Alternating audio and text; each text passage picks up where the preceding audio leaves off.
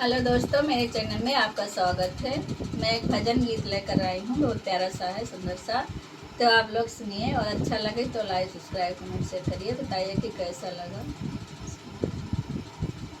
हर कैसन दुनिया बनौलाए जगत के गुरु, समझ में आवे नइखे।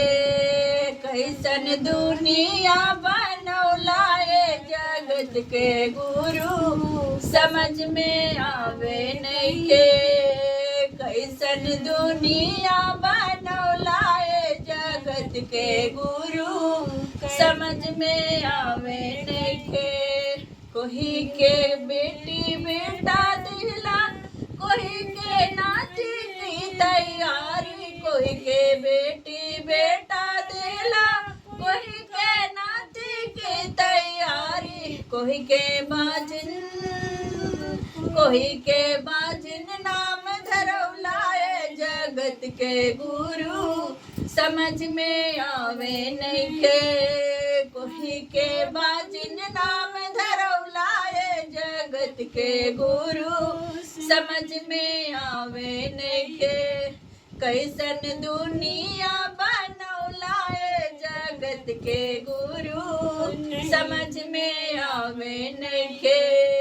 कैसन दुनिया बनौलाए जगत के गुरु, समझ में आवे नइखे।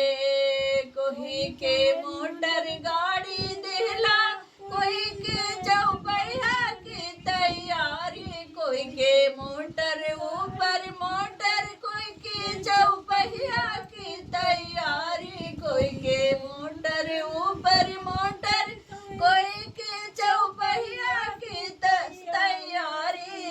कोही के गुड़वो बिन तरसौलाए जगत के गुरु, समझ में आवे नइखे।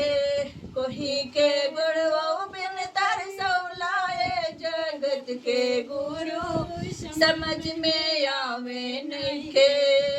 कैसन दुनिया बनौलाए जगत के गुरु, समझ में आवे नइखे। कोही के कोठा ऊपर कोठा, कोई के महल की तैयारी। कोई के कोठा ऊपर कोठा, कोई के महल की तैयारी। कोई के झोपड़ी बिन तरसौलाए जगत के गुरु, समझ में आवे नइखे। कोही के झोपड़ी बिन तरसौलाए जगत के गुरु, समझ में आवे नइखे। कैसन दुनिया बनौलाए जगत के गुरु, समझ में आवे नइखे। कोही के सोना चांदी दिला, कोई के हीरा मोती की तैयारी। कोई के सोना चांदी दिला, कोई के हीरा मोती की तैयारी। कोई के भोजन बिन तरसौलाए जगत के गुरु, समझ में आवे नइखे। कोही के भोजन बिन तरसौलाए जगत के गुरु, समझ में आवे नइखे। कैसन दुनिया बनौलाए जगत के गुरु, समझ में आवे नइखे। कैसन दुनिया बनौलाए जगत के गुरु, समझ में आवे नइखे।